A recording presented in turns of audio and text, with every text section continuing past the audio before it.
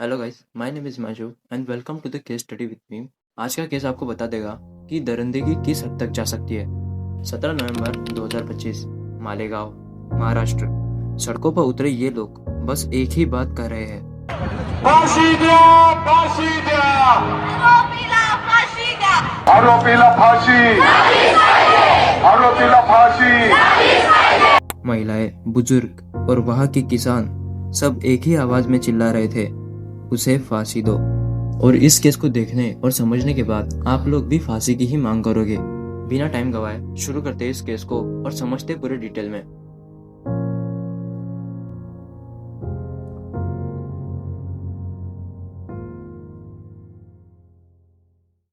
Nashik district में मालेगांव का एक छोटा सा गांव है, डोंगराले।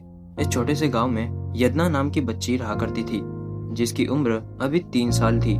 वो अपने माता पिता और दादा दादी के साथ हैप्पीली अपना बचपन बिता रही थी। 16 नवंबर के दिन यदना खाना खाकर पास ही में अपने दोस्तों के साथ खेलने चली जाती है और ये उसका रोज का रूटीन था।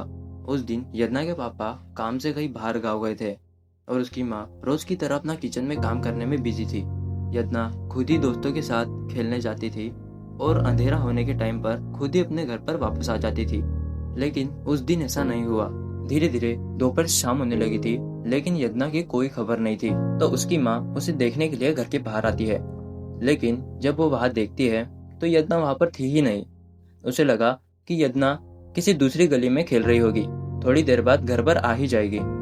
लेकिन धीरे धीरे अंधेरा हो रहा था और इस टाइम पर यदना रोज आ जाती थी, पर वो आज घर नहीं लौटी। अब धीरे धीरे पूरे गांव में खबर फैल जाती है कि एक बच्ची गायब हो गई है जिसकी उम्र 3 साल है। अब पूरा गांव उस बच्ची को ढूंढने में लग जाता है और गांव के कुछ लोगों को करीबन 7 बजे गांव के मोबाइल टावर के पास उस बच्ची की मिलती है, और वो भी निवस्त्रा हालत में। लोग उस बॉडी को देखकर समझ जाते हैं कि उस बच्ची के साथ कुछ तो बुरा हुआ है। अब सब लोग भड़क जाते हैं और तुरंत ही पुलिस को इन्फॉर्म करते हैं। पुलिस उस बॉडी को पोस्टमार्टम करने के लिए भेजती है और तुरंत अपना इन्वेस्टिगेशन भी शुरू कर देती है।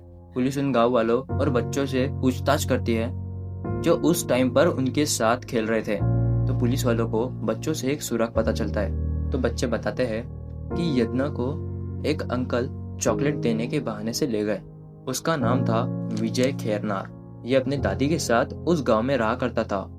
जब बच्ची गायब हुई थी तब ये भी उस बच्ची को ढूंढने का नाटक कर रहा था कि ऐसा लगे कि वो भी उसकी चिंता कर रहा है। लेकिन गांव वालों को नहीं पता था कि इसी ने उसी को मारा है। पुलिस ने विजय को गिरफ्तार किया और उन्होंने अपने तरीके से उससे पूछताछ की, और विजय ने अपना गुनाह कबूल किया और बताया कि उसी ने उसे किया और उसके बाद उसने उसका सिर एक बड़े पत्थर से खोल दिया। कुछ खबरों के मुताबिक करीब 1 महीने पहले उसका और यदना के पिता का झगड़ा हुआ था और उसी का बदला लेने के लिए उसने ये कदम उठाया। लेकिन इस बदले की भावना से उसने ये दरिंदगी वाला कदम नहीं उठाना चाहिए था। उसका झगड़ा उस बच्ची के पिता से था, लेकिन उस बच्ची का उसमें क्या कसूर था?